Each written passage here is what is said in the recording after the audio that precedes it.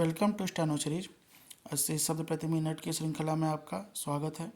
डिटेशन पाने के लिए चैनल को सब्सक्राइब करिए। डिटेशन अच्छी लगे तो उसे लाइक करिए। डिटेशन स्टार्ट होगी 5 सेकंड बाद।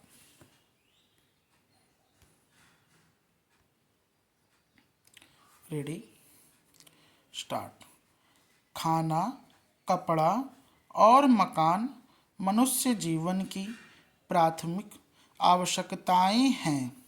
कोई भी राज्य जो केवल पुलिस राज्य नहीं है बल्कि लोकहितकारी राज्य होने का दावा करता है, अपने नागरिकों की इन प्राथमिक आवश्यकताओं के प्रति उदासीन नहीं रह सकता। रूस, ब्रिटेन, अमेरिका आदि देशों में मकानों की समस्या हल करने के लिए योजना पूर्वक काम होता हुआ नजर आता है। प्रतिवर्ष बड़ी संख्या में नए मकान बनकर तैयार हो रहे हैं। अंधेरी और तंग बस्तियों का सफाया किया जा रहा है और उनके स्थान पर प्रकाश और वायु के लिए उन्मुक्त, स्वास्थ्यप्रद और सुविधाजनक खुशनुमा मकानों का निर्माण हो रहा है। जब हम इस सब की अपने देश की स्थिति से तुलना करते हैं तो बड़ी निराशा होती है। भारतीय संसद जब दिल्ली और अजमेर मारवाड़ किराया कानून की अवधि 2 वर्ष के लिए और बढ़ाने संबंधी विधेयक पर विचार कर रही थी तो भारत सरकार के निर्माण, उत्पादन और रसद मंत्री श्री गौडगिल ने कहा कि भारत सरकार ने नागरिकों के लिए मकानों की व्यवस्था करने की जिम्मेदारी ग्रहण नहीं की है। उसकी जिम्मेदारी केवल सरकारी कर्मचारियों तक सीमित है। कानूनी अर्थ में मंत्री महोदय का यह कथन सही हो सकता है, किंतु नैतिक दृष्टि से सरकार इस दायित्व से बच नहीं सकती है। यदि उसने अब तक नागरिकों के लिए मकानों की व्यवस्था करने की जिम्मेदारी को स्वीकार नहीं किया है तो उसे अब स्वीकार करना चाहिए।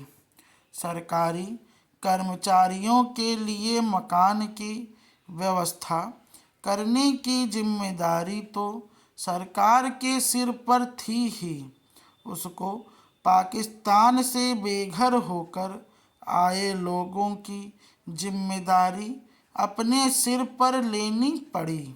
इस नई जिम्मेदारी को पूरा करने के लिए उसने केंद्रीय प्रदेश में और विभिन्न राज्यों में जो कुछ किया है उसके महत्व को हम स्वीकार करते हैं।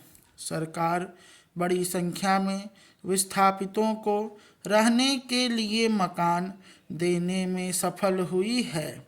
इस कार्य के पीछे उसने लाखों रुपया खर्च किया है और अनेक नई बस्तियों का निर्माण किया है, किंतु विस्थापितों की यह समस्या अभी भी पूरी तरह हल नहीं हुई है और अब भी उनमें से अनेक राजधानी में सड़क के किनारे फूस की झोपड़ियों में रहते देखे जा सकते हैं।